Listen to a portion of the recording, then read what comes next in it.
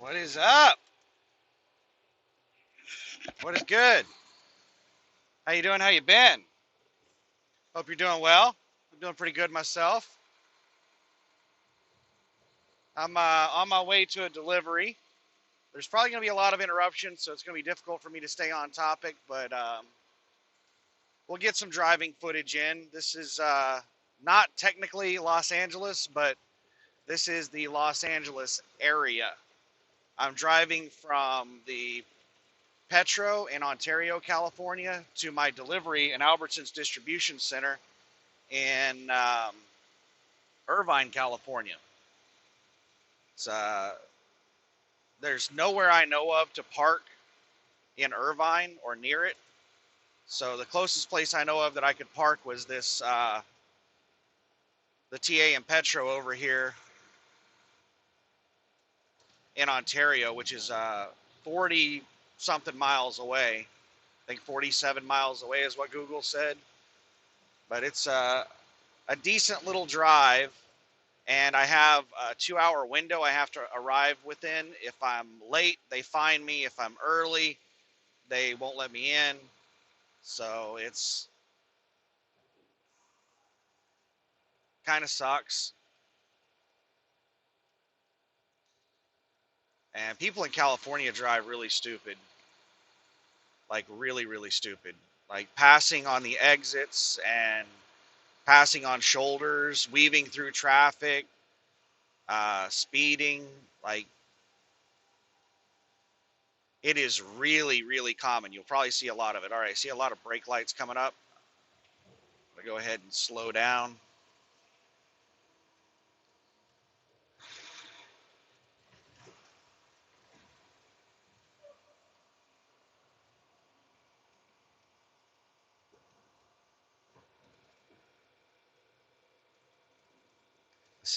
This right here is really common. You'll just be driving and traffic will be moving pretty smooth, and then all of a sudden out of nowhere it'll just come to a stop. And it's because of like really popular on and off ramps and stuff like that.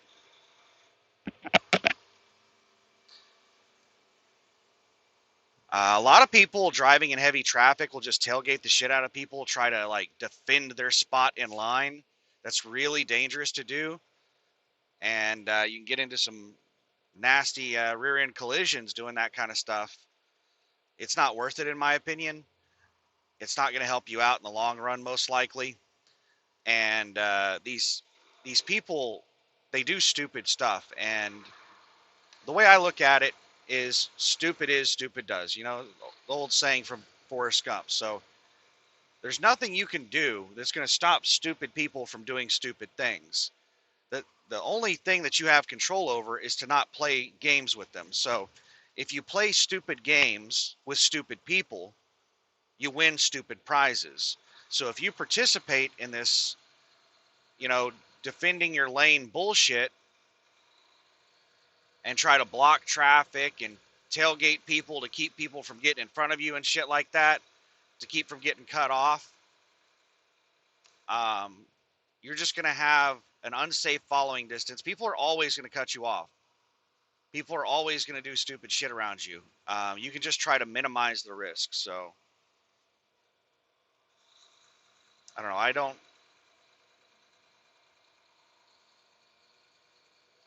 I try not to do stupid things. I try to avoid it. But I've got 5.4 miles until I get off of Interstate 15. I'm on the 15 South, and I'm going to be getting on some toll roads.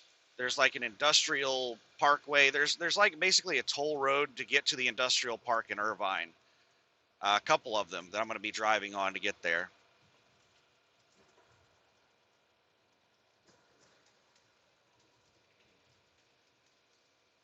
And one of the things that I've noticed is that whenever you're not driving really aggressive, or let's put it this way, let me rephrase it.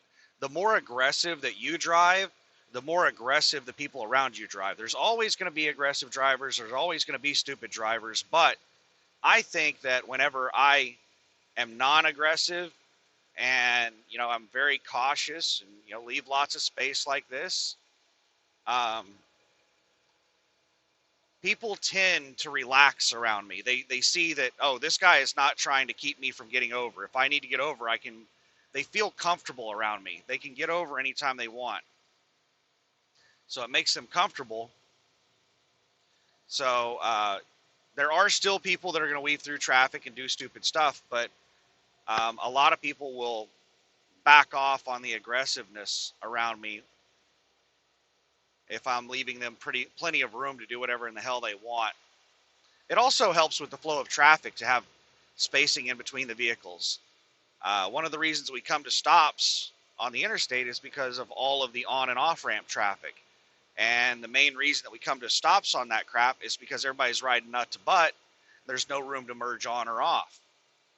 The lane is just blocked. So when somebody forces their way out into traffic, it causes the whole line to basically stop. All right, we got brake lights coming up again.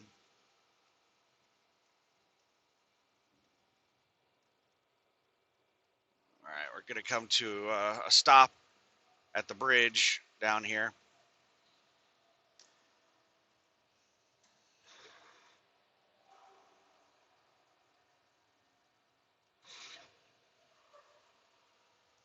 Three and a half more miles until I get on the next toll road or highway or whatever in the hell it is that I'm getting on. There's people that they see the space in front of me, so the on-ramp people are, okay, they gave up on it. They were going to pass me on the shoulder to get in front of me because they saw this open space. But the guy behind me also has quite a bit of space. The guy in front of me has space. The guy behind me has space. I have space. So all of us having that space creates some nice cushioning. Um, it helps us to kind of like keep moving in this lane.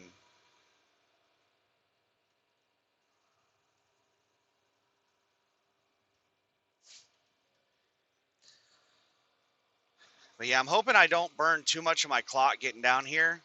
Whenever I leave, it's probably going to be pretty late at night. This is a grocery house, and they have a lot of bad reviews about it taking forever to unload.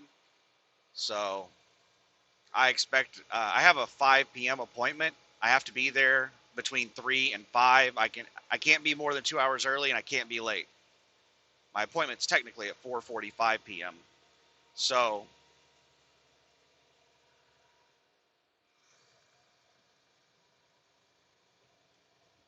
um, they're probably going to make me wait until my appointment time to actually start unloading me, and then it's going to take at least 3 hours because they use a lumper service and they piece count everything. It's a grocery house. One of the many reasons grocery houses suck so bad is because they typically do piece count on everything. They break down every pallet and they count every item on every pallet. And sometimes they repalletize the stuff on other, like they organize it as they're unloading it from the truck. So it's a very time consuming process. It's not just simply pulling the pallets out and throwing them on the dock like most places. These damn grocery houses will basically count and organize the stuff as they're unloading it. That's the reason it usually takes forever.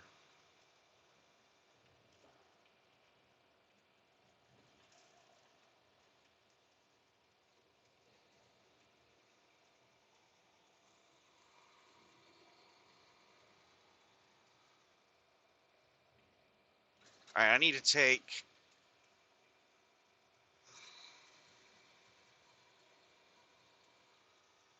not this exit.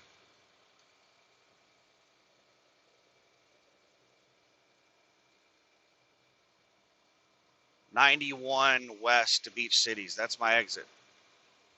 Traffic is lightened up a lot. Traffic is really nice now. I hope it's really nice and easy for the rest of the drive. But usually, from what I've seen on Google, this junction right here, the 1591 junction, is usually really slow traffic. So we'll see how it is when I get there. All right, I'm gonna have to back out of it. This little dump truck thing is going really slow. All right.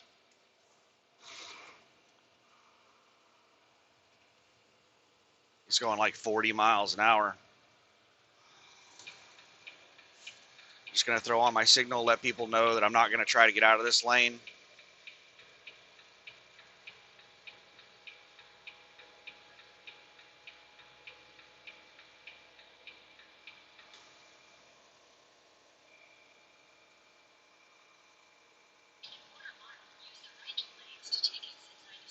So I want to go west, and west is the right lane, east is the left lane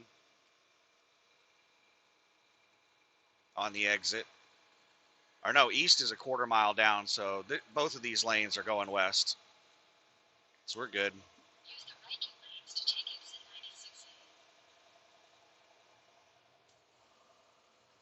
50-mile-per-hour exit, and I'm doing 44, so we're good. The right lane ends. We're going to ride out the right lane until we make it through this turn.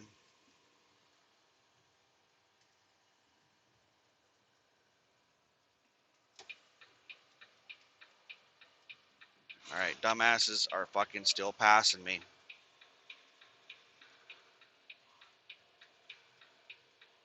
This four-wheeler's just riding along beside me. He's slowing down to let me over, but he's just alongside me. All right, he fell back in behind me.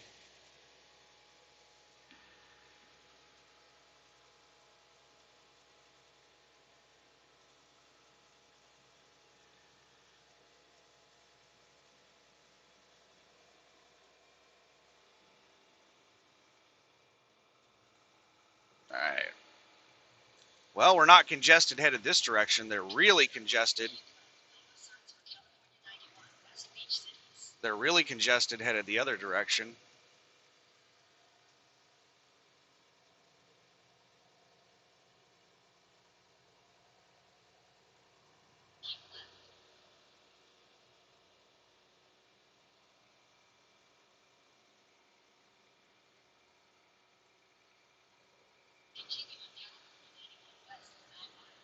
Okay, I got 9 miles until I'm getting on the toll road.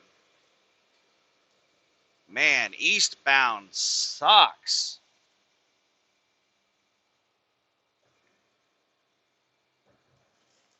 Eastbound is really, really backed up.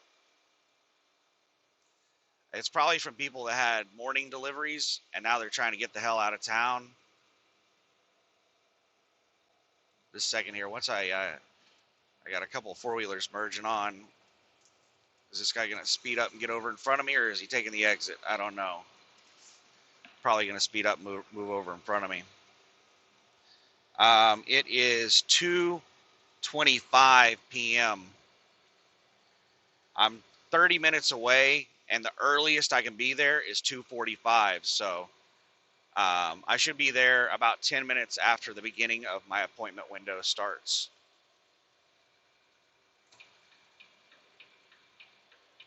I got plenty of room to move over. Just going to ride out this lane and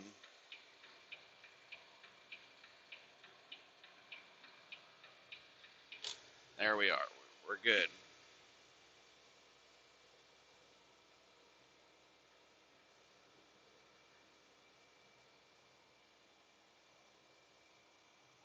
Moving along really good. This isn't bad traffic for the Los Angeles area. This is like really, really good daytime traffic for LA.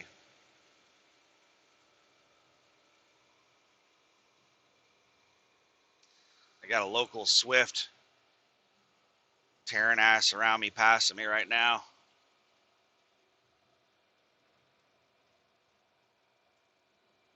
All right, I got 6.9 miles until my exit.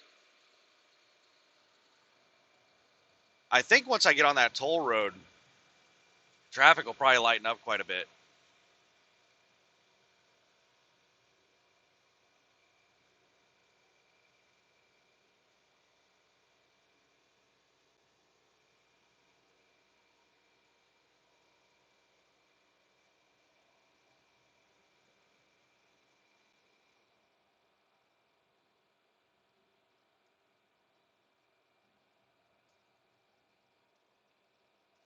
That's some container driver hauling ass through town.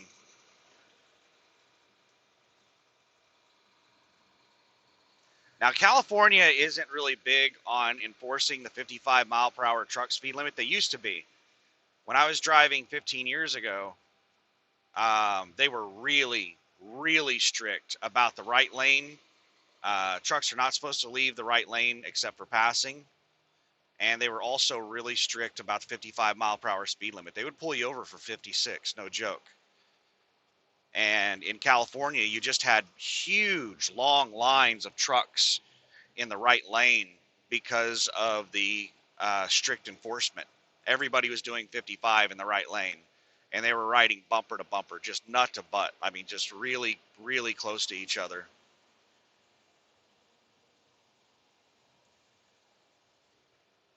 Now, trucks go at all kinds of different speeds. There are people who drive through here like 75 miles an hour.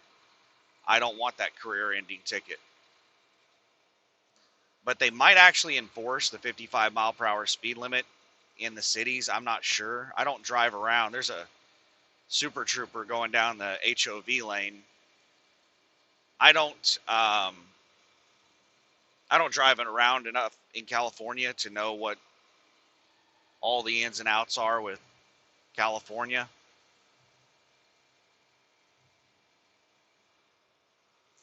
And I don't know if I'm going to bother doing California loads after this.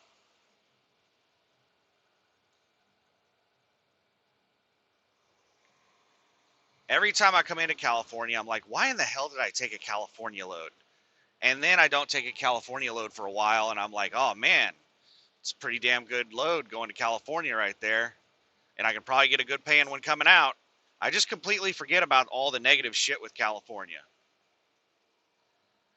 When I get on with Landstar, I'm not sure what I'm going to do. I might.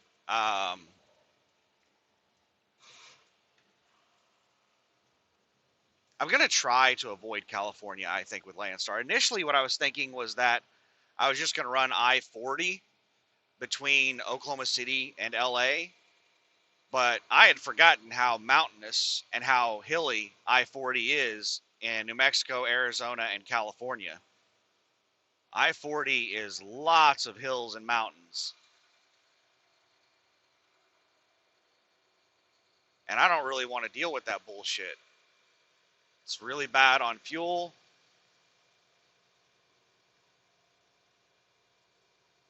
And in general, it just kind of sucks ass. So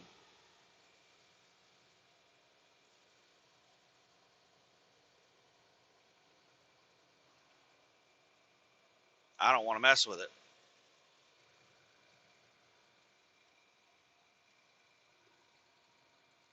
Toll road, right lane, 3 miles. Well, that's where I'm going. I'm hoping that once I hit that thing, it's going to be really nice. I mean, it's been pretty. If you're not familiar with LA traffic, this is fucking nice. This is, man, this is amazing. We're doing really good. Like, we're moving really, really well for LA.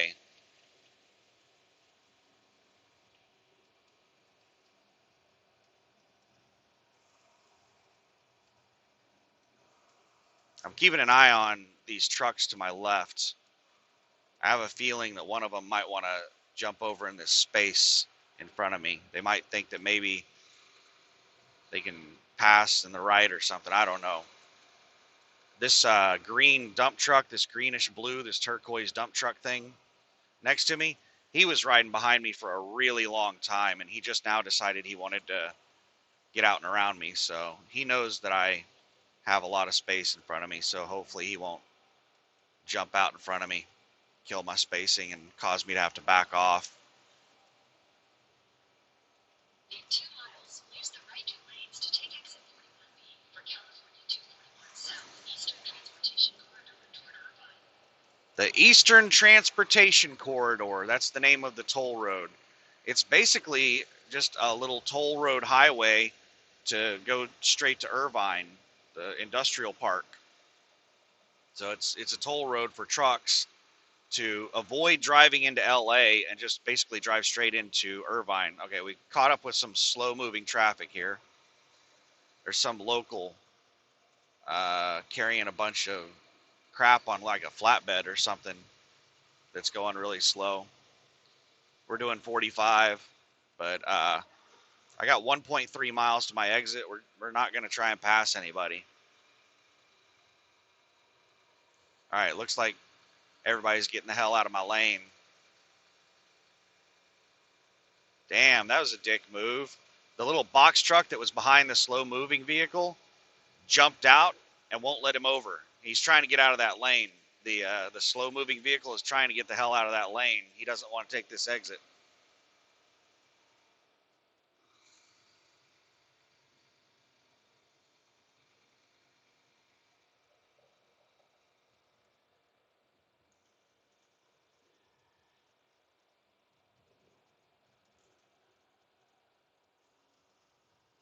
All right, I got a bunch of dumbasses that are flying around me to take the exit.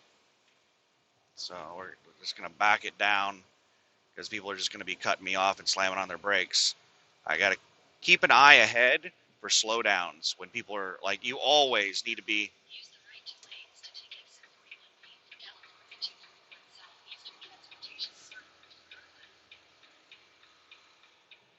You always want to be looking ahead all the time, but it is critical that you be looking way down the road in heavy traffic like this. Absolutely critical, because as you saw as I was driving, they're just out of the out of nowhere there will just be stopped traffic.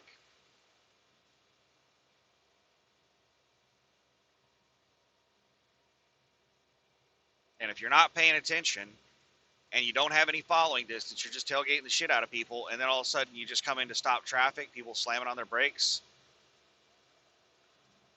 then you're going to rear end somebody, or you're going to lock up your brakes and you're luckily going to avoid rear ending somebody, but you might damage the cargo or something.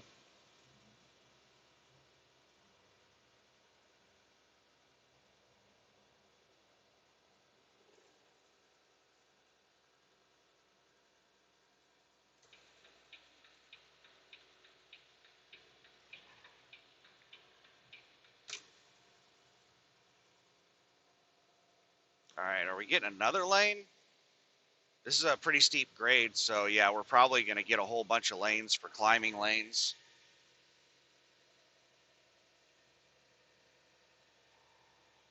I got a couple of cars coming up. Once they pass me, I'll move over. One more car. They're merging on this on-ramp.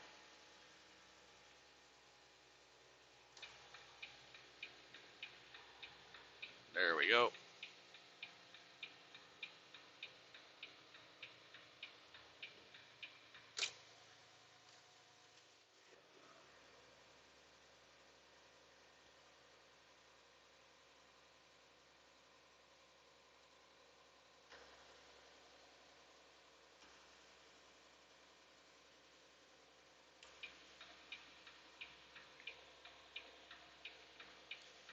I'm only going 35 miles an hour, so we're going to throw the four ways on. Let people know I'm a slow mover. Don't rear end me. Let me grab a soda while we're creeping up the hill here. See if I can find a Coke. Do I have any Coke left? Not that kind of Coke. Oh, a Pepsi. That'll work. I want something with caffeine. I've got a whole bunch of orange Fanta in there.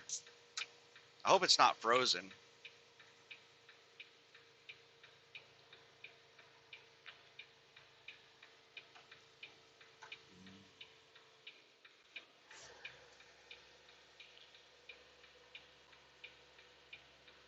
It doesn't appear to be frozen. I think we're good.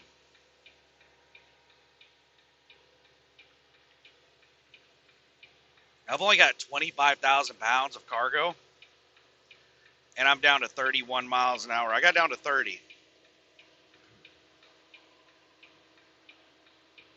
30 miles an hour. This is pretty damn steep grade.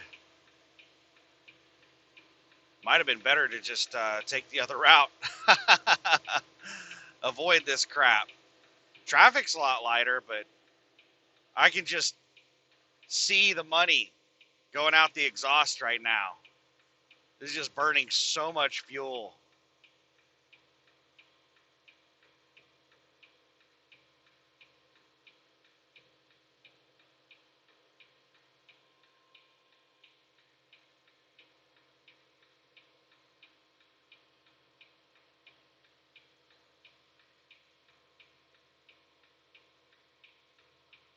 Slow vehicles, keep right. Auto's okay, all lanes.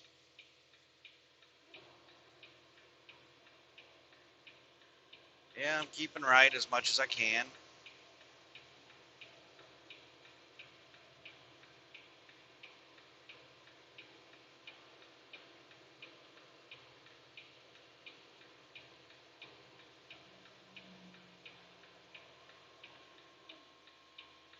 Damn, cars, what are you doing in this lane? Shit.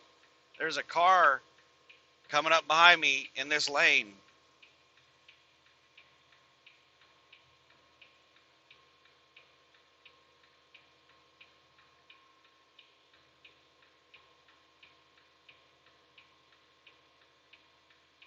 We get our own special lane at the toll plaza? What?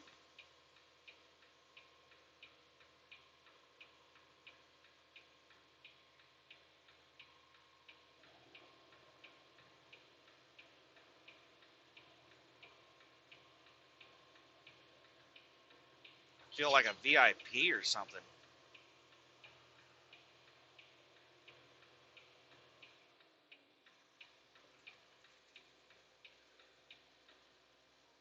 Let's go ahead and turn the four ways off.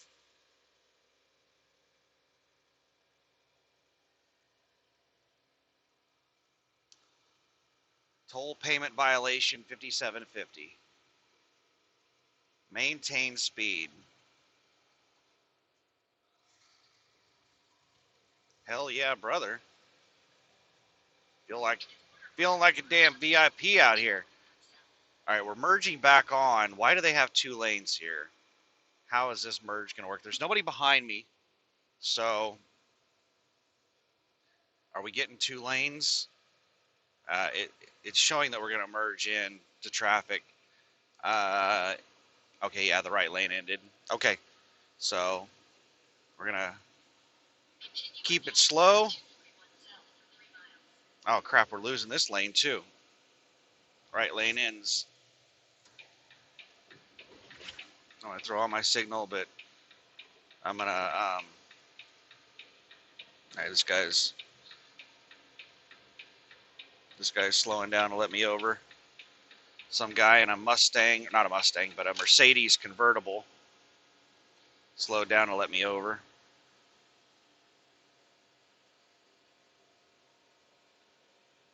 It's this guy coming around me right now. Nice guy. I like that blacked out. He's got it like completely blacked out with, what's that, crap, what is it called? Matte. It's like a matte black. Good looking Mercedes. There's another Mercedes.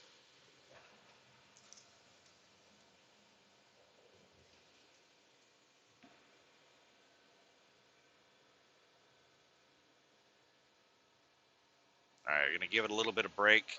The engine brakes aren't quite holding it in this gear, and I don't want to drop it down a gear because it's like almost holding it in this gear. If I drop it down a gear, then I'm going to have to like play with the engine brakes, you know, going between 1 and 3.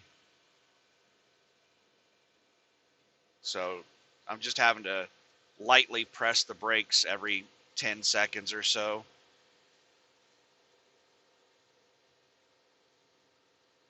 And we're pretty much down the hill now, so we're good.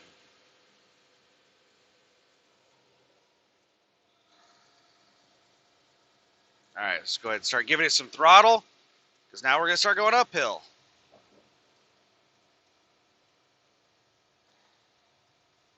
I will say one thing.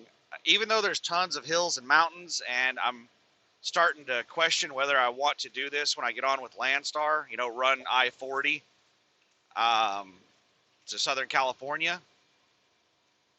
It is beautiful. Even though it's like not amazing to drive on, it is absolutely beautiful.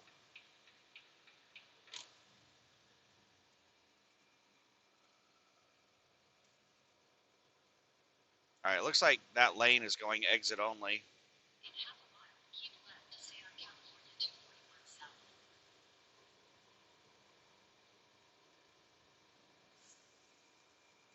So I'm going to stay in this lane.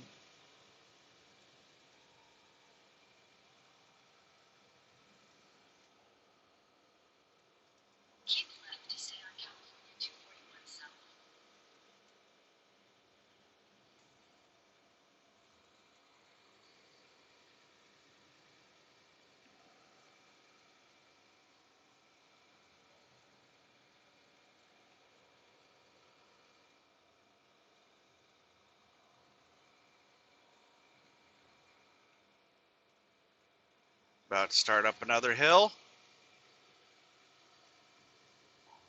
See, this isn't even interesting anymore. I told you once I got on the toll road, traffic would probably get really light.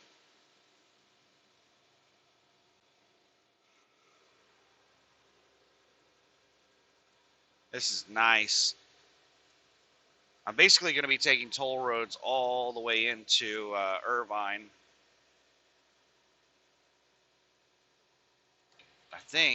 I think this lane continues. I'm gonna jump over into this lane. I wish that they would put some kind of signs up about like lanes. When new lanes come on, let you put something up to give you some kind of indication as to whether or not the lane is a new lane or if it's just a temporary lane.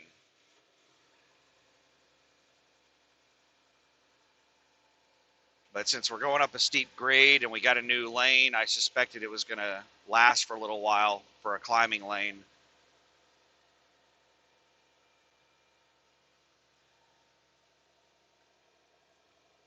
This is nice. See how beautiful California is? What I love about California is these massive mountains all around LA, the LA area. Like, yeah, you're down basically at sea level, but there are huge mountains all around you. There's tons of hills and mountains all around the LA area.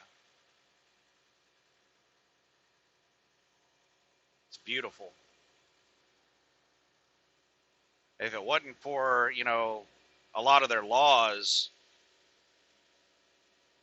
I would probably want to live in California. I don't really want to deal with a lot of the crap over here.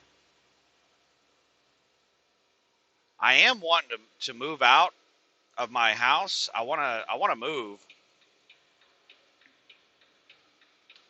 and I'm still undecided as to what state I'm going to move to. I want like I would I would like to move back. Okay, number one, I want to live in a state with no state income tax. And of all of the states with no state income tax, there are only a few of them that I would want to live in. Florida doesn't have state income tax. I don't think I want to live in Florida.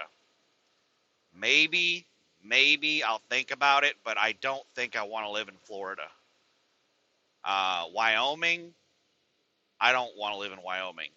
Like, I don't mind Wyoming. I like Wyoming. It's just that as a truck driver, I don't want to live in Wyoming. It's one of the worst states to drive a truck in.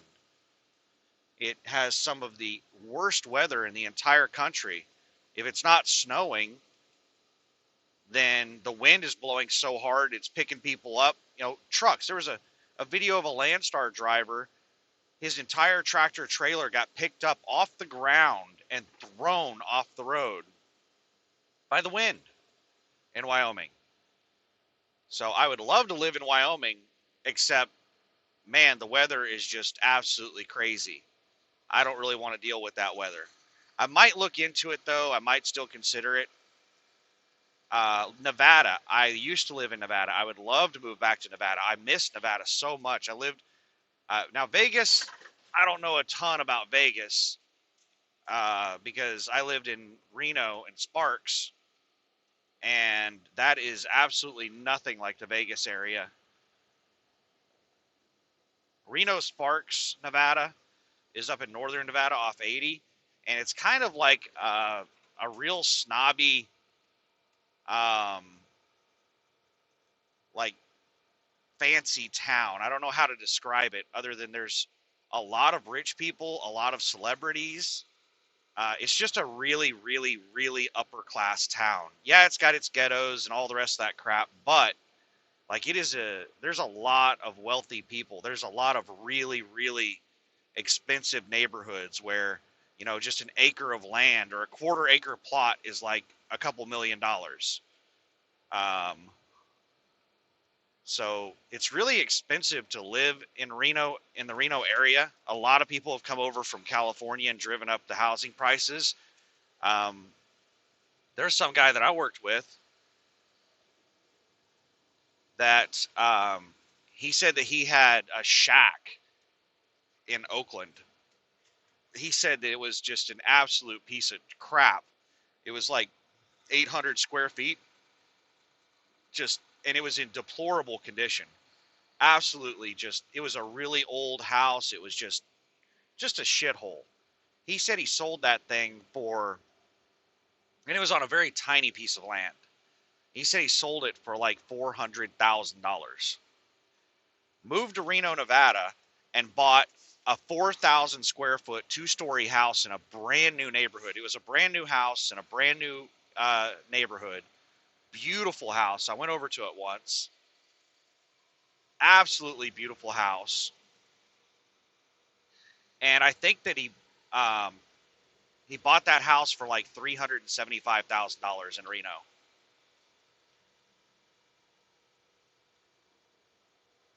I don't remember. I don't think he said he paid cash for it. I think he said he had enough money to pay cash for it, but he wanted to have savings, so he financed. He put a huge down payment on it, but he financed like a couple 100,000 of it, and then he kept a whole bunch of money in the bank as like a nest egg.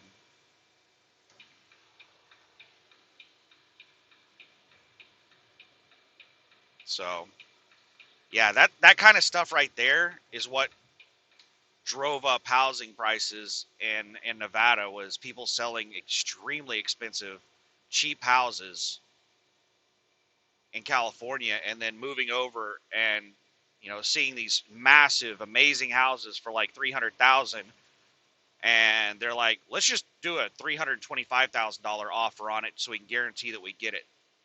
I don't want to risk getting outbid by somebody else. And whenever these people coming over from California that sold their house for $1 million, like a decent little 3-bedroom house, you can sell that for $1 million in California. At least you could do that 20 years ago. I don't know what they sell for now. Um, and of course, it depends on the area of California. I'm sure that there are places where houses are not that expensive, but yeah, they're coming over and they'll get into bidding wars with each other over houses, and they have these things are they see these houses as so cheap that throwing another 50,000 at it isn't a big deal to them, and it just drives up the prices. So that's one of the reasons I'm thinking I don't want to go to Nevada. Now, being a truck driver, I don't have to live in the city. So I have been looking for places outside of town and trying to, get an idea. But housing prices aside, the only two states that I'm really considering at this point are Texas and Nevada. I haven't really done a ton of research on the two of them, but I'm leaning toward Texas because I'm a fair weather driver. I'm not big on driving in snow and ice and stuff like that. I don't really want to live in southern Nevada. Southern Nevada is, the Las Vegas area is kind of a shithole.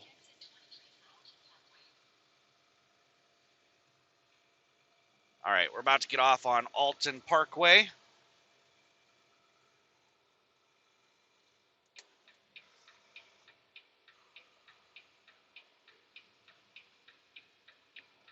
Oh, traffic just all of a sudden picked up. There's like a line or a pack. I'm getting overtaken by a pack of cars.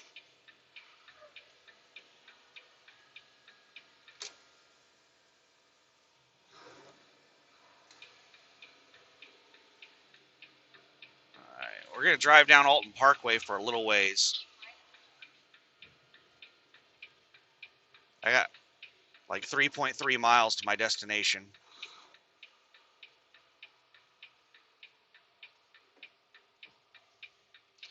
All right, let's hug the left. Slow way down, pedestrian crossing, 50-mile-per-hour speed limit. We're clear. All right, we're clear. We got a lot of room. All right, we're swinging out, missing the curbs. We're good. All right, we only got 2 miles. Now, there are 2 entrances to this distribution center, and one of them is a reefer entrance. The other one is a dry goods entrance. I need to be in dry goods. The Geronimo entrance is reefer. Morgan is dry goods. And I read that when I was looking at Google reviews. People talked about that in the Google reviews. But also on the address that they gave me, they put Morgan's slash G1 for gate 1. So whoever set the load up was smart enough to tell me which gate entrance to use. They could have put some comments on the load, though, to make it a little bit more blatant. Because I didn't know what in the hell Morgan slash G1 on the address meant until after I read the Google reviews. All right, we're coming to a stop around the bend here.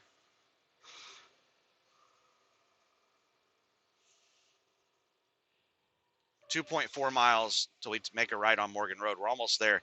This was an absolute. I couldn't have like envisioned an easier drive in Southern California in the LA area. This was absolutely amazing. Easy drive. This is about as good as it gets.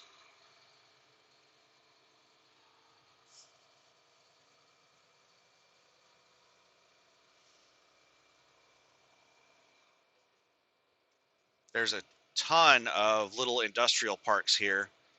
So really popular little area. Now, the only thing I'm really concerned with is this place is really strict on a whole bunch of shit. They have a huge list of rules.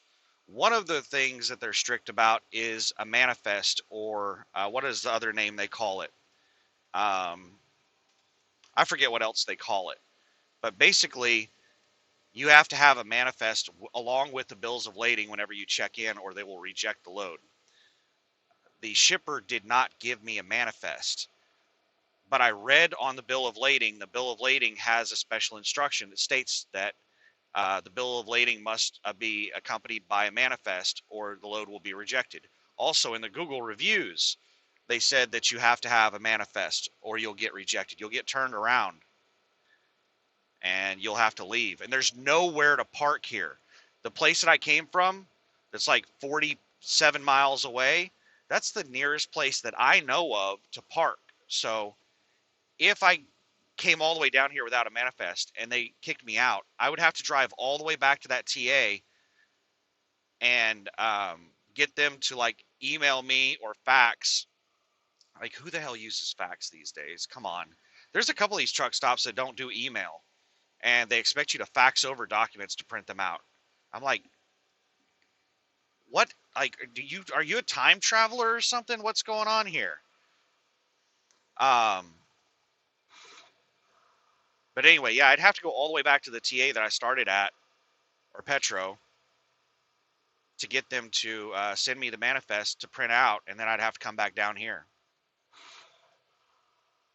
And I would have to reschedule the appointment because I'd be too late for the appointment by that time.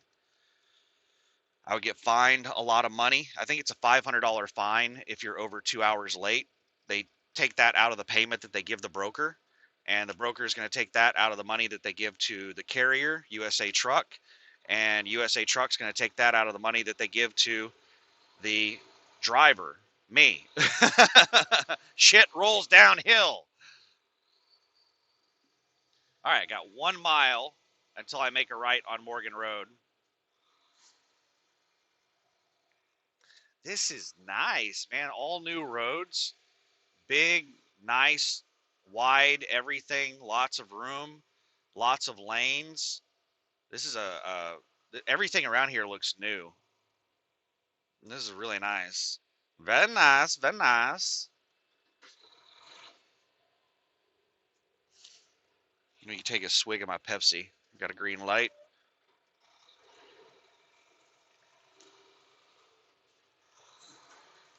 I think this box truck wants to get over and make a right turn here pretty soon. So I don't know if he's going to cut me off or if he's going to try to get in front of Best overnight. But the way he's driving makes me think that he's trying to get around the two of us to take a right.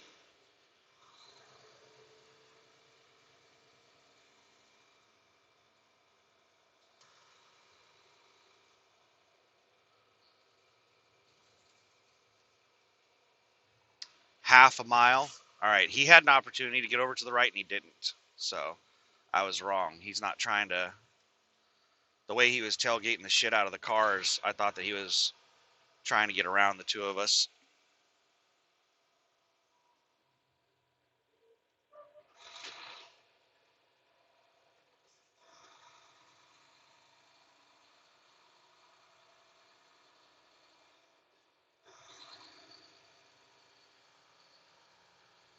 .3 miles.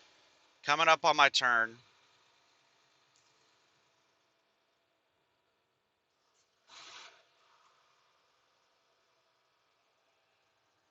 So it is the next road after this light.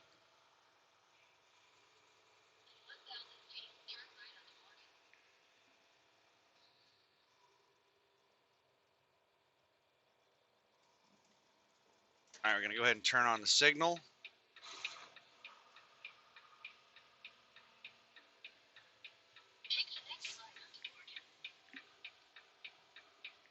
And I have plenty of room.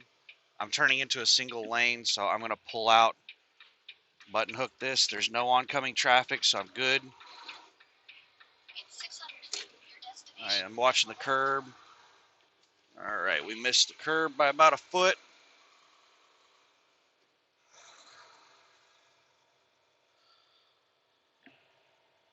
Let's get checked in, bro. Let's get checked in. Let's do it.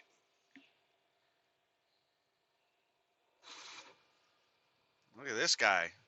Just there's several people street parked. Your destination is on the left. Alrighty. Let me get pulled up here and get my yellow jacket on and get my face mask on, and I'm gonna have to end the video so I can show them pickup numbers and shit. I have to. Actually, you know what? I'll keep the video rolling, so I'll use my tablet. Hello. You want my paperwork? Let me get it out of here for you. Driver license. Let me get this thing on. Here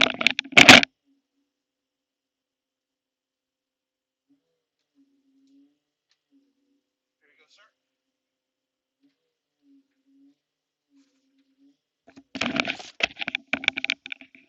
All right, so I need to fill out a form here they gave me.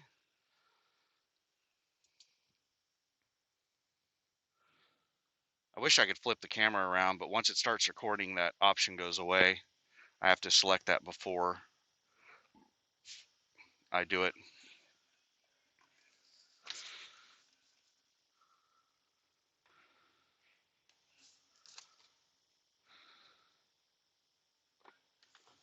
Uh,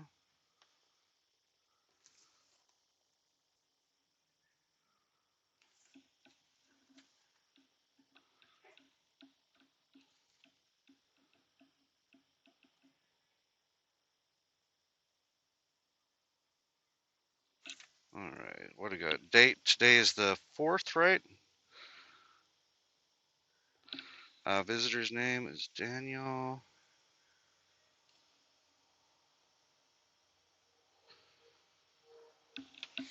Do you have any of the following symptoms? Nope. Do you have any of the following symptoms? Nope. Do you have or feel like nope? Do you have a member of the household suspected? Nope. Signature, date. All right, I don't know which number is the pickup number. Let me see here. I think it's the 812. Okay, that's the live load. Let's go down to the unload. Look at the reference number listed there.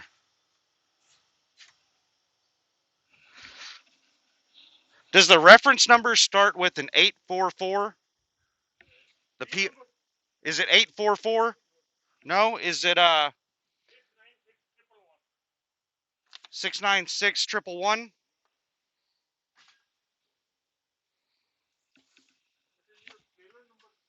59637.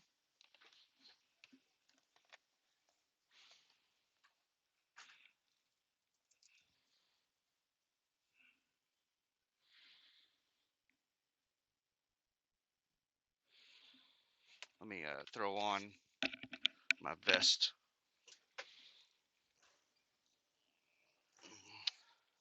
I don't know if they require it here, but we're gonna wear it.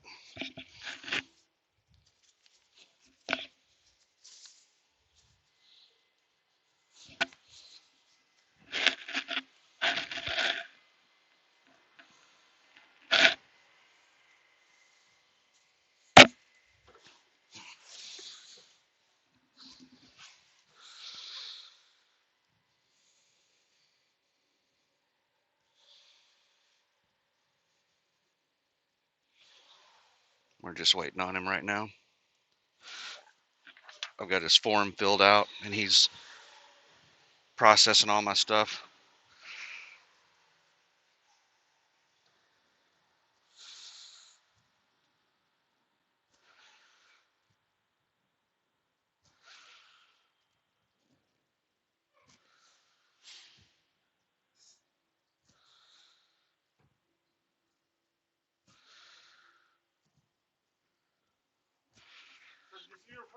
Yes, sir.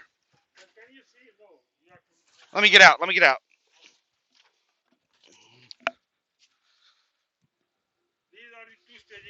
All right. Behind them. Okay. Do I need to go around that way? All the way around? Okay.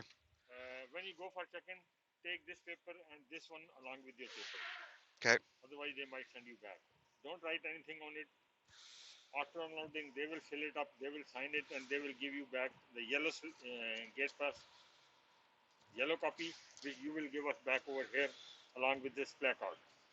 Okay. Okay.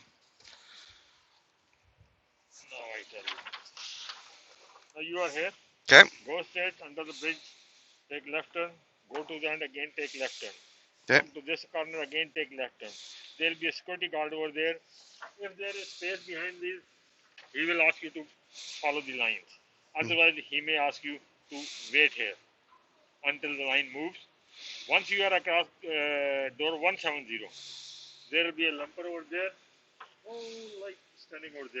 Mm-hmm.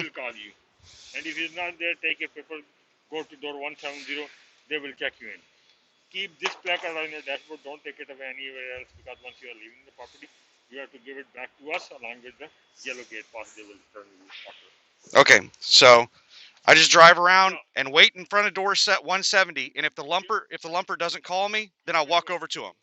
Okay. Awesome. Thank you, sir. You too.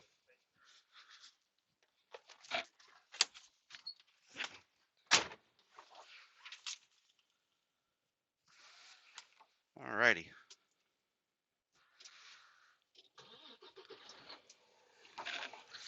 There's we're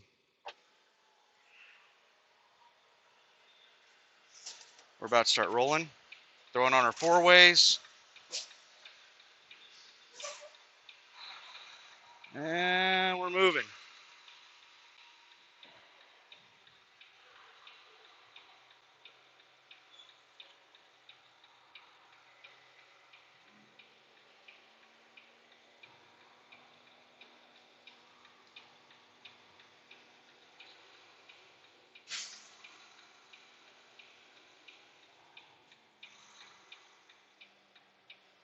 Just a second here.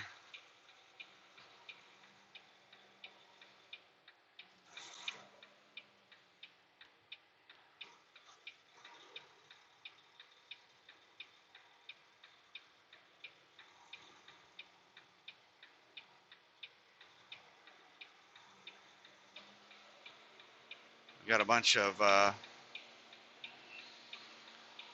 local people, company drivers, driving like maniacs through here. I don't know how other people do it, but me personally, yard dogs always have the right of way. And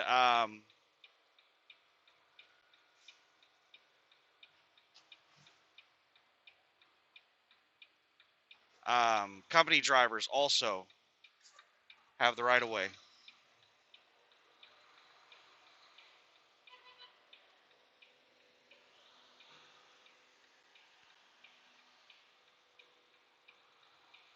Speed limit on the yard is 10 miles per hour.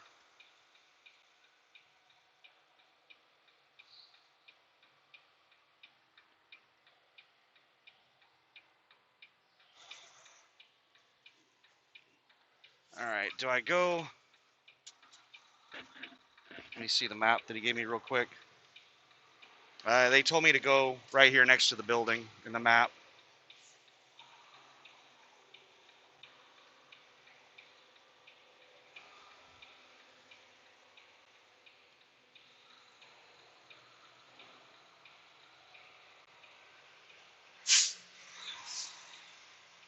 CR England is up there getting it in.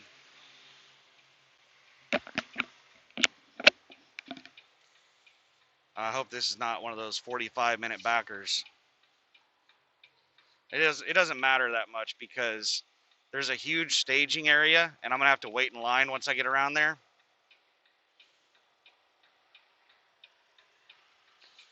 There's gonna be a security guard around the corner, and if he doesn't tell me anything, I just go into the staging area. He might that security guard told me he might give me additional instructions, or he might just tell me to go into the staging area.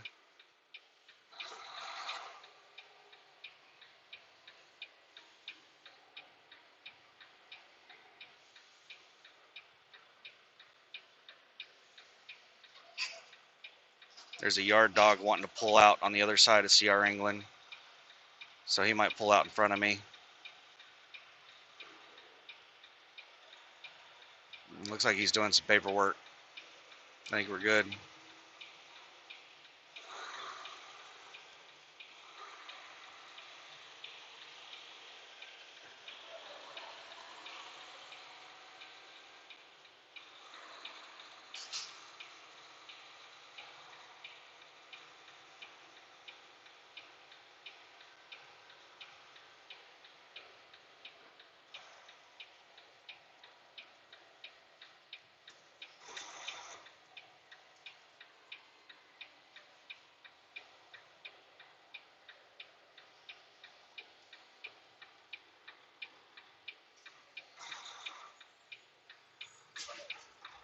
All right, we stopped. Now we're going.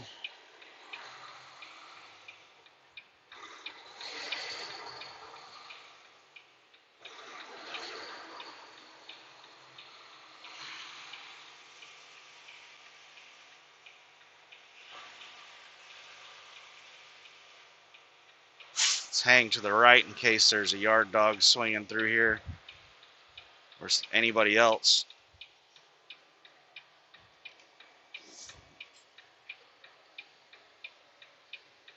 Oh, a whole bunch of ducks. I think those are ducks. There's one over to the left that's still making his way across the road. Maybe those aren't ducks. I don't know what in the hell those things are. I think that guy is feeding them.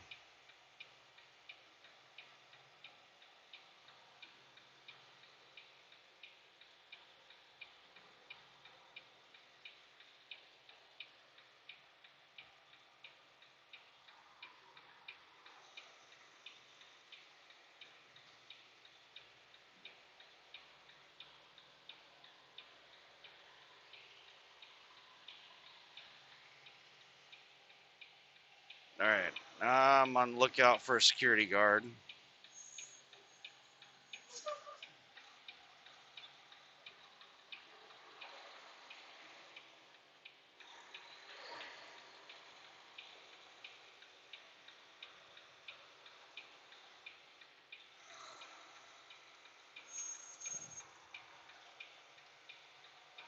All right, this security guard's going to direct me what to do. I'm rolling down my passenger window.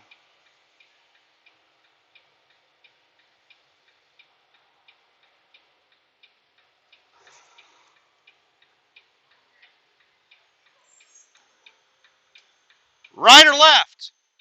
Right or left? Left?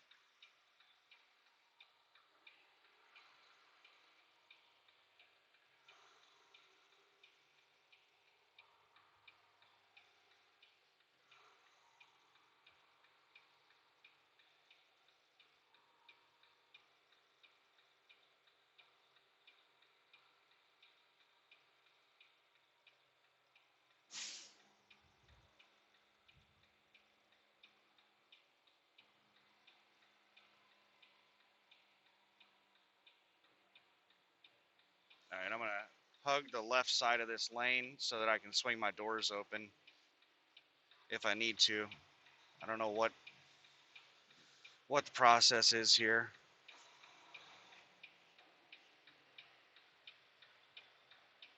All right. Now, I'm just going to sit here and wait for them to call me. The guard said once I make it up to door 70, once the line moves forward and I'm across from door 170, if they don't call me once I get up there, they told me to go ahead and walk over. So um, if I get a phone call, it'll interrupt the video. So it's probably going to be a while before I get the phone call.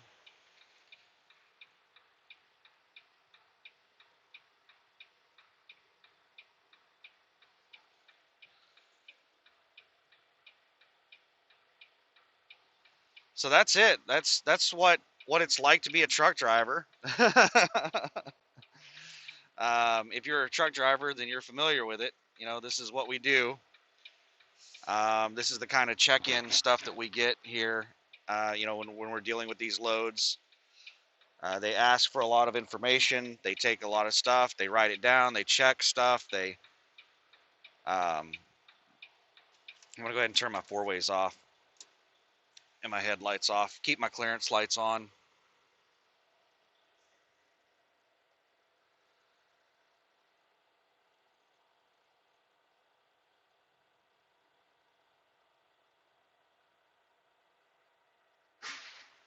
But they're gonna give me the lumper information.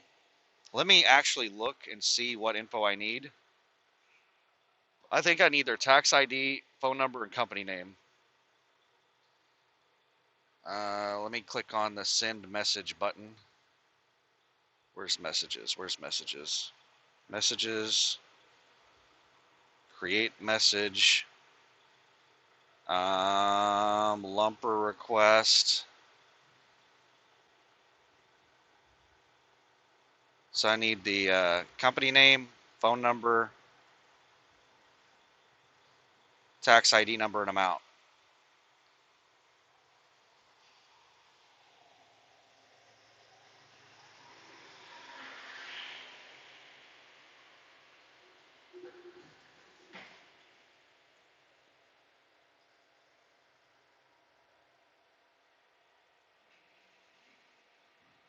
And now we just sit and wait. I've heard that you can wait in this line for over 2 hours. This line could take 2 hours before you get checked in and get into a damn door. Oh, I think this is the lumper service. Let me turn my truck off. Hello? You come before? No. Okay. You're number 5 driver. Okay. 6 driver in one time. Okay. You're 5. When they find the 6 in the front leaving, that's when you follow him. Okay. Parking all the way down behind him. That's when you parking there, walking to the to the check-in. The little tent right there? Like that. Okay. And you come in a little late or a little early, they organize the lane Okay. by one through six. Okay. So I just follow this guy when he pulls up. All right. Thank you.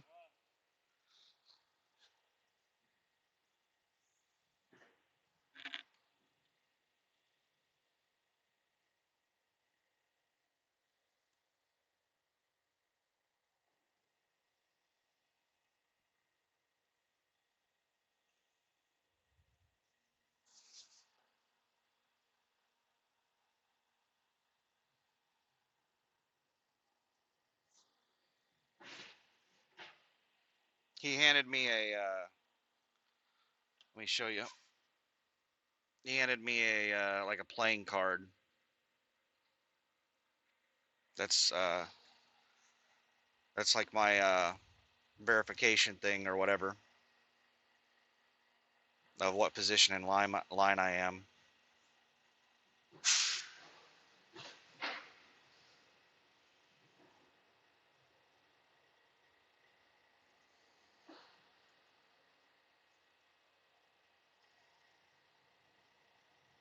So basically, what he told me was whenever this guy moves up, follow him, move up with him, and then once he stops, get out of the truck and walk over to the tent.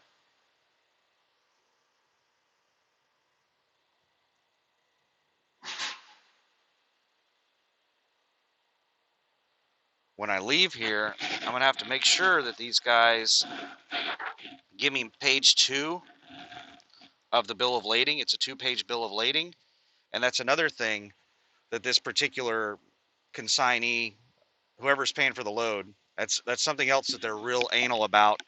They'll refuse to pay for the load if you don't have both pages of the bill of lading. So if these lumpers just try to hand me back page 1 and not page 2 along with it, then I'm gonna have to make sure I get page 2 before I leave here. Otherwise, we won't get paid for the load. There's a lot of stupid shit like that. Like these shippers and receivers and brokers, all these people, if you have one minor little fuck up, it can cost thousands of dollars. Um, like there's a lot of ways that you can lose money if you don't do everything perfect. They have these huge list of requirements, and if you do anything wrong, it costs you money. You arrive late, it costs you $500. If you don't have page 2 of the bill of lading, they won't pay for the load at all. You'll lose, the whole $6,500 or $7,000 this load's paying. And the list just goes on and on of stupid shit like that. If you don't get a lumper receipt, the broker won't reimburse you for the lumper. And USA Truck will charge me for it. They'll go ahead and pay for the lumper fee up front, but if I don't give them a receipt for the lumper so that they can get reimbursed from the broker, then they'll charge me for the lumper.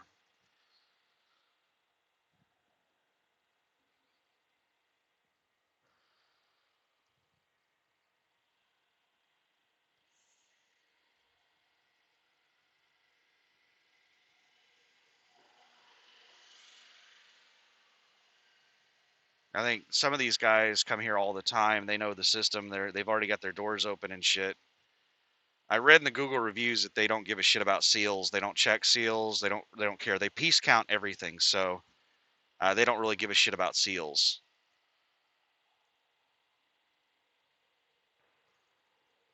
Now, this guy's got a heavy ass load. Arrowhead water. Let me see what I've got in the trailer. I've got a manifest right here. I know that there's some hand sanitizer in there. That's a mixed. There's mixed goods. So let's see here.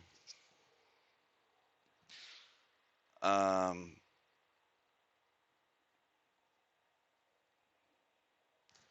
you know what? You cannot read.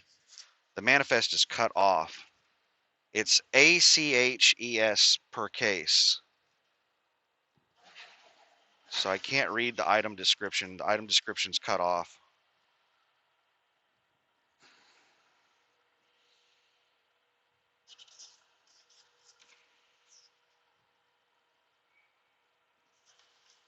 Yeah, I don't even know what's in there. One of the things I saw in there is hand sanitizer, but there's pallets of all kinds of different crap.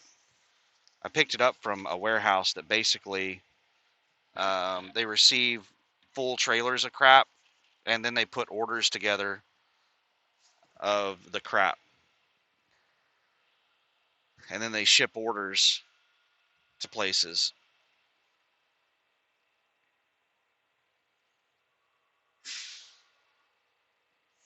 So I should probably wrap up this video because I could be here in this line for 2 hours. Given that he gave me number 5, I think that I'm good to go. Like, I'm in the first batch of people. Because I'm here within my 2-hour window. And he said what they do here with the numbers is they try to organize the people that have come in early and the ones that have come in on time, and they get them sorted.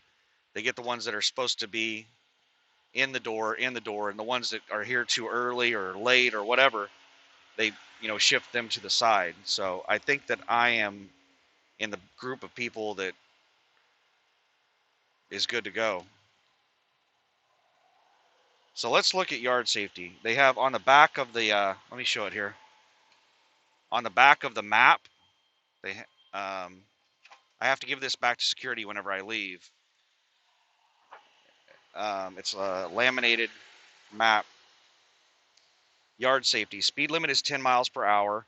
Watch out for other trucks. Watch out for people. Do not block fire lanes. Do not leave trash in the yard. Policies. If you enter prior to your appointment, no detention fees can be applied until your appointment time.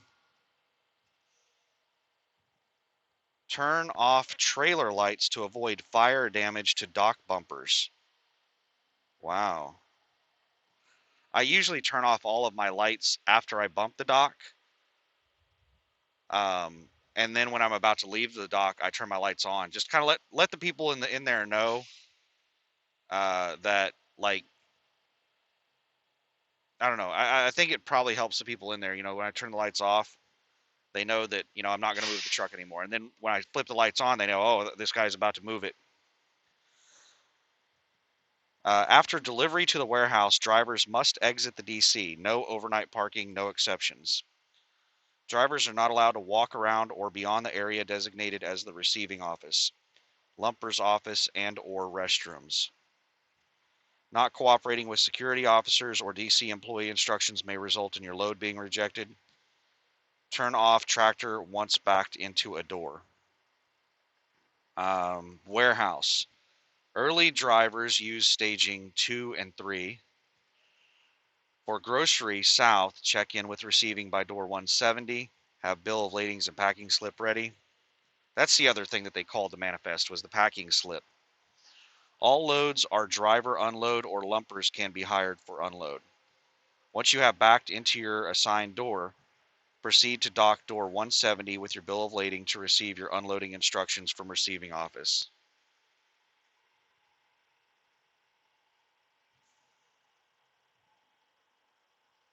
If unloading, product must be ready to be received within 2 hours. All product must be palletized, wrapped, and on good pallets. Work clean. Driver is responsible to dispose of all trash related to their PO. Must be wearing closed-toed shoes to enter warehouse. So I think we're good. I didn't know I had the option to unload the trailer myself. There's no way in hell I'd do it. I don't care how much they paid me. Even if they offered me like a $500 lumper fee, no way. The thing is that I'm pretty sure that I couldn't unload it myself even if I wanted to, because it's double stacked pallets. I couldn't, even if they had a pallet jack that they were willing to let me use, you can't unload double stacked pallets with a pallet jack. I mean, I could attempt to, but the likelihood that one of the top pallet could fall is incredibly high. So yeah, I'd have to have a forklift, and it's highly unlikely that they would let a driver use a forklift. So yeah, even if I wanted to, I probably wouldn't be able to unload this.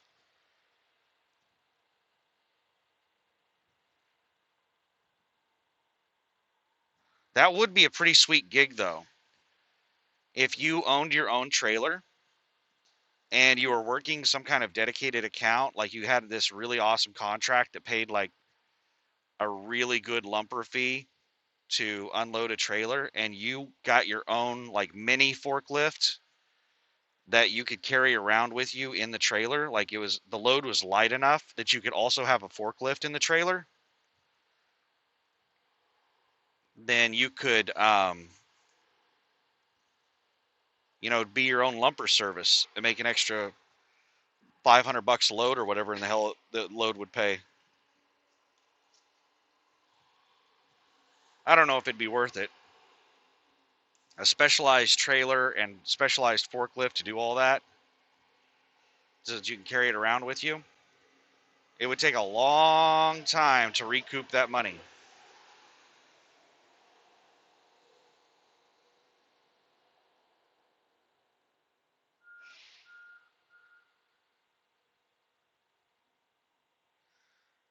Yeah, everybody around here is wearing yellow vests, so I'm glad I put mine on. I didn't see any sign that says that I had to wear one. Um, all the lumpers and employees are wearing them. I haven't seen any drivers wearing them.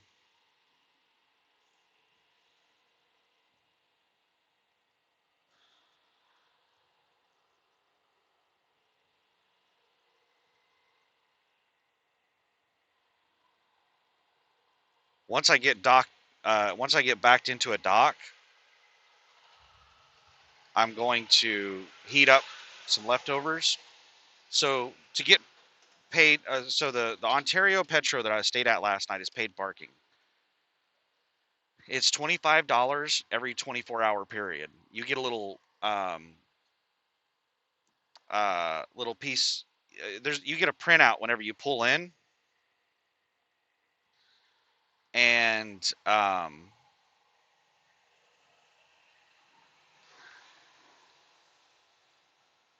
what's his local doing? He's local, so he should know what in the hell he's doing. Looks like he's empty.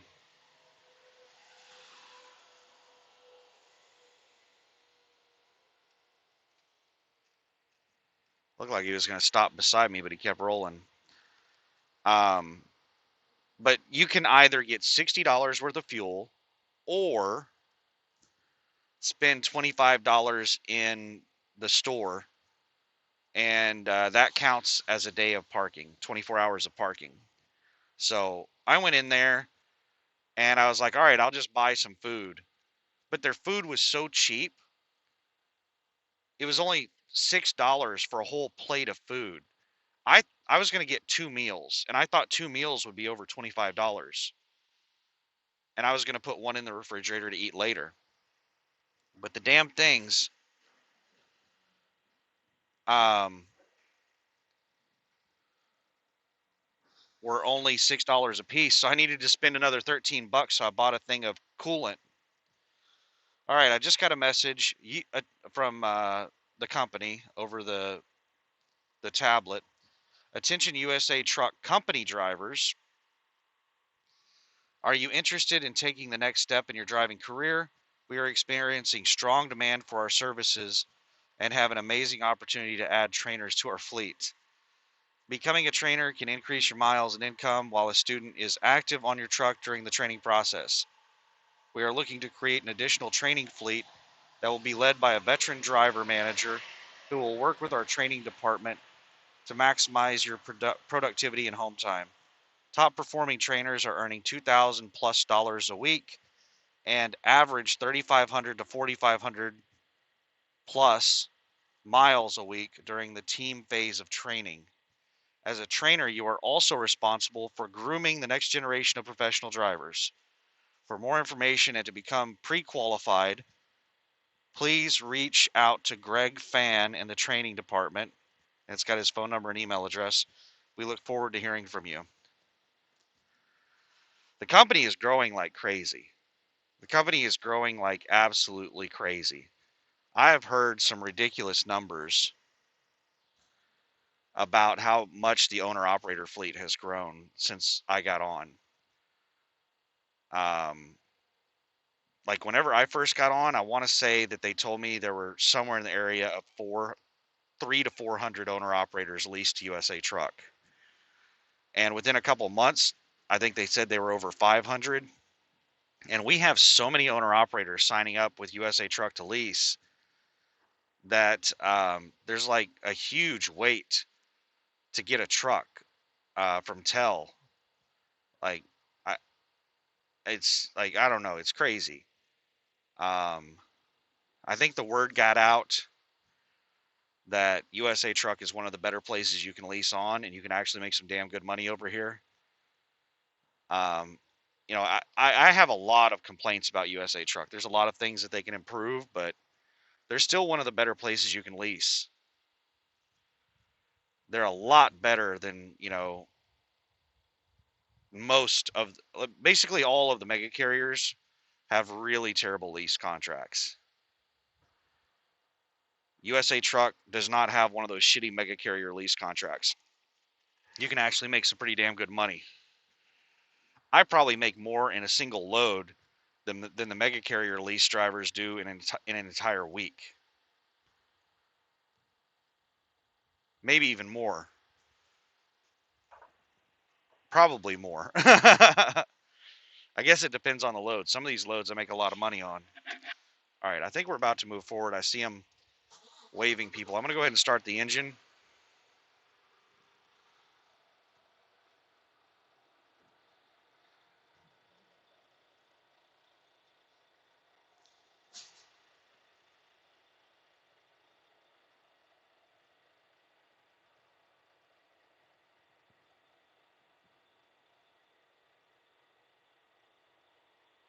I might actually go ahead and warm up my leftovers right now because I might be here for a couple hours. I need the truck to be running to run the microwave. So let me take my mask off. You know what? Instead of trying to make this video while I'm doing all this crap, plus I'm going to need to do the lumper stuff, and I'm probably going to want to use my phone to, do things. I think what I'm going to do is the driver behind me got out, was looking down the line to see what was going on.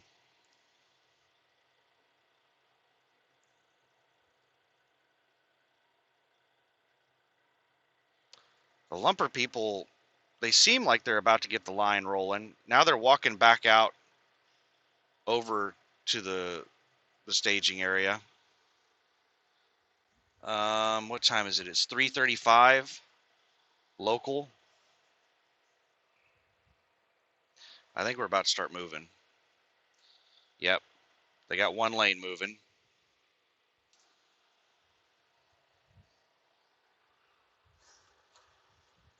I have to keep all my shit organized here. I have so much paperwork I'm having to keep track of. What the hell? DriveWise closed. It just like randomly closes. Let's log back into DriveWise. Luckily, I didn't go through a way station. I didn't need to use it.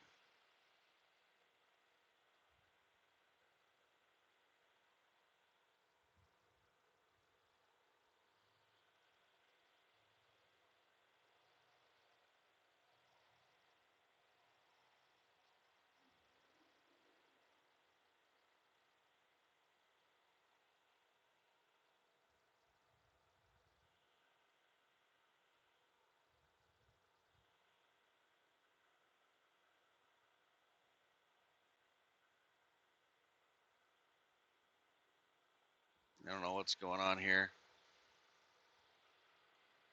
So the line over on the right moved forward. My line didn't move forward yet.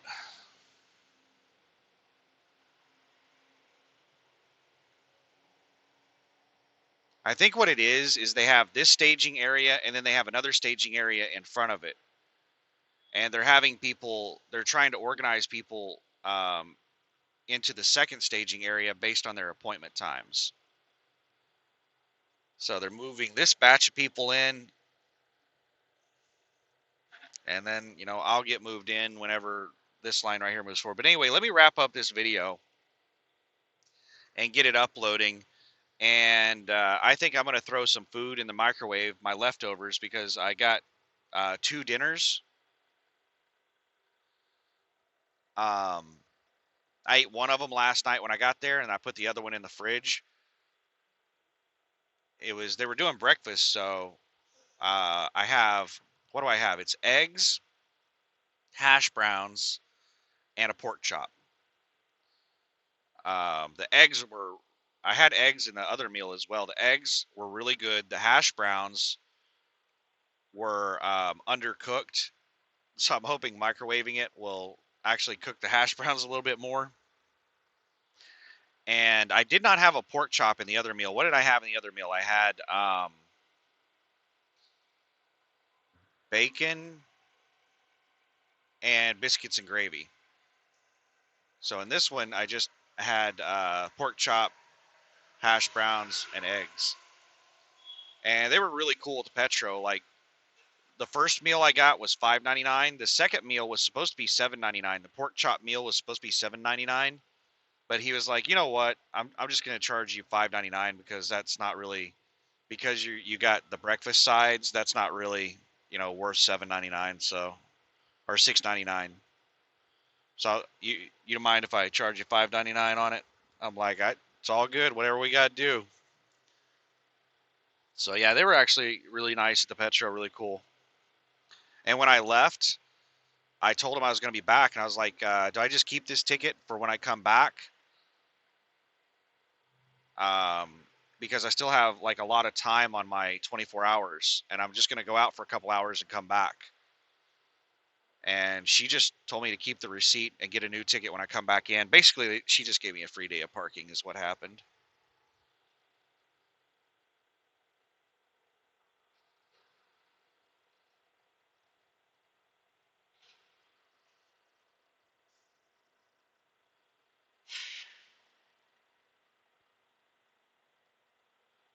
So yeah, they were really cool, really nice. Everybody I've interacted with here at Albertsons has been pretty nice. I mean, they have a hell of a process, and they have a lot of trucks coming in and out of here.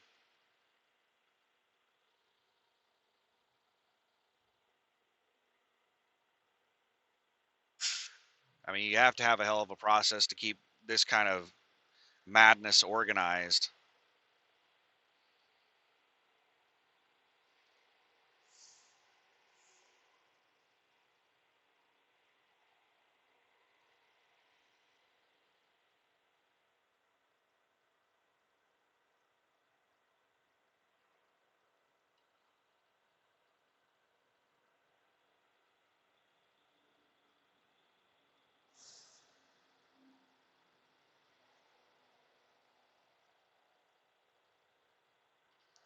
All right, I see drivers walking over with paperwork. So it looks like that first group that pulled up has parked, and they're walking over with paperwork to check in right now.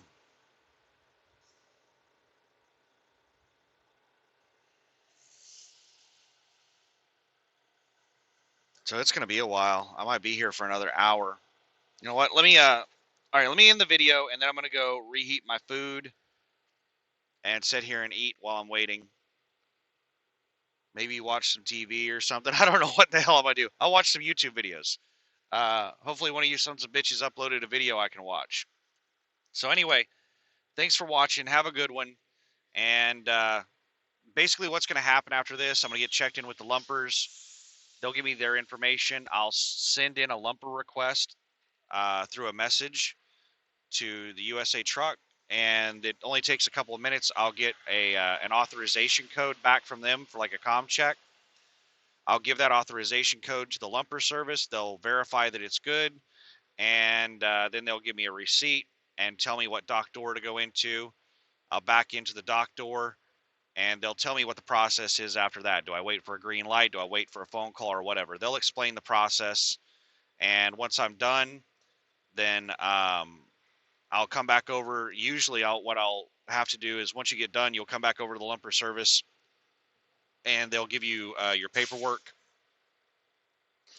and then they'll direct you where to go to leave. So,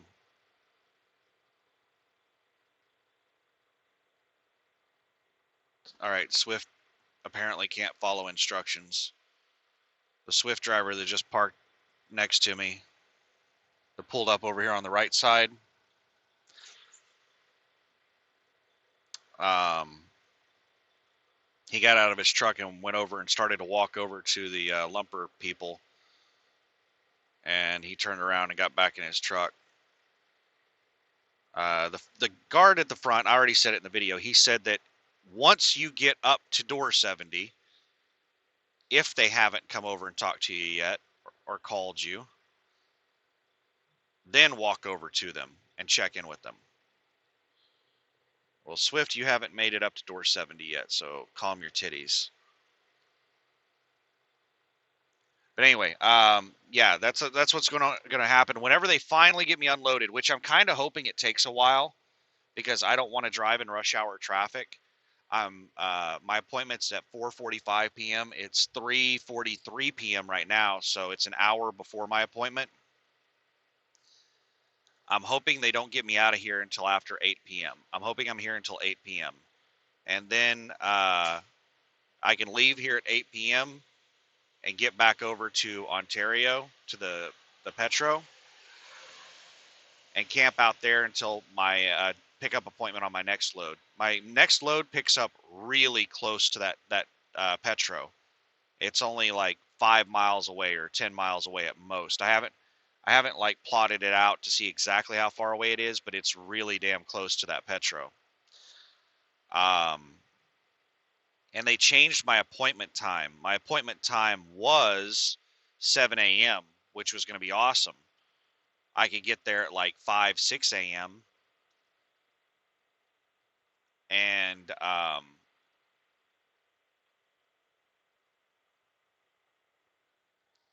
beat, morning traffic.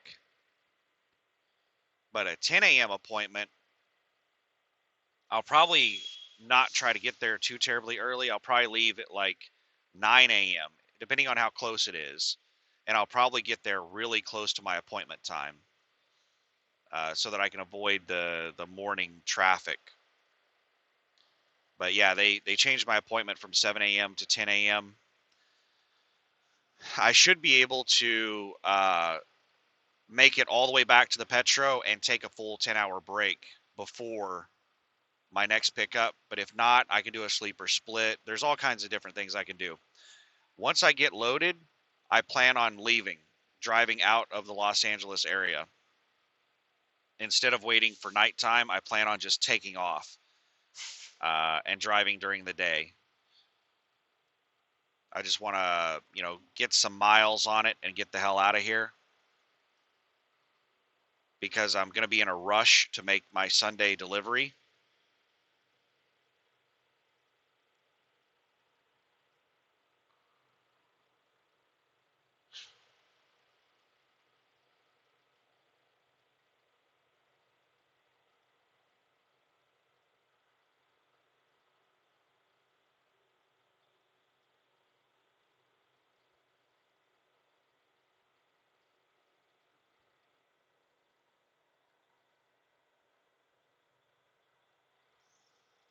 So yeah, I'm going to be running hard.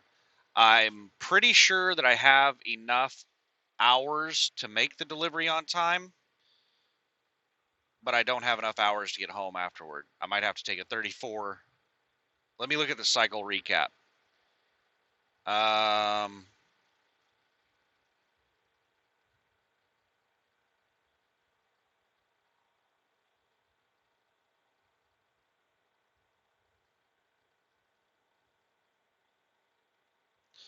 February 27th. So on Sunday, I'm going to recap 5 hours and 15 minutes. And then on Monday, I'll recap 3 hours and 11 minutes. And it's going to take me about 20 hours to get there. And I have 25 hours left on my clock right now, and I'm going to use probably another 2 to 3 hours until I get loaded. So I'm going to be down to like something like 22 hours, 20 to 22 hours. So whenever I deliver this load, I'm only going to have like 1 or 2 hours left on my 70-hour clock. And then I'm going to recap 5 hours and 11 minutes, or 5 hours and 15 minutes on Sunday. So it's about a 6-hour drive from Topeka to Oklahoma City. So I might be just a little bit short on hours of being able to make it to Oklahoma City. I might find some way to use personal conveyance to get there. Now, normally I could just use personal conveyance to drive all the way from Topeka to my house because I'm not furthering a load. I'm just headed home. You know, if you're in Portland, Oregon, and you live in Jacksonville, Florida, and you're just like, screw this crap, I'm going to go home. You're not going there to pick up a load. You're not driving to Jacksonville to pick up a load. You're driving to Jacksonville to go home. You can drive cross country on personal conveyance. There's no mileage limit on personal conveyance, but USA Truck puts a 46-mile limit on personal conveyance. Okay, there's some drama happening. Some container driver is going the wrong way on the road. And the lumper guy is walking over to talk to him.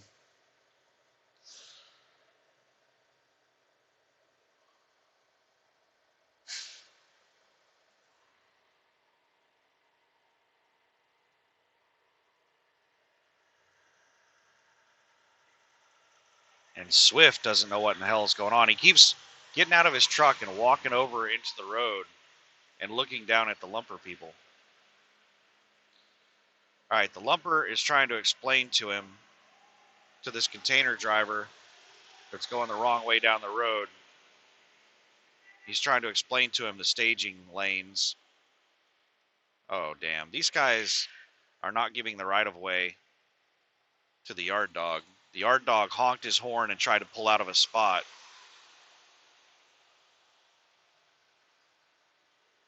And people didn't slow down for him.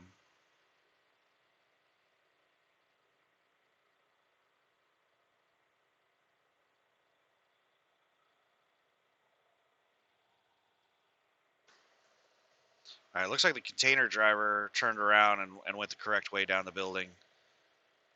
The lumber guy is just like shrugging his shoulders.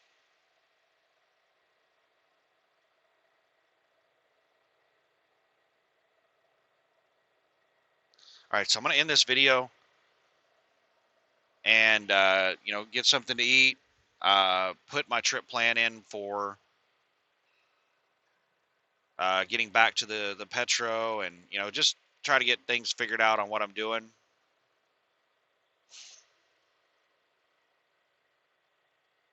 And that's it.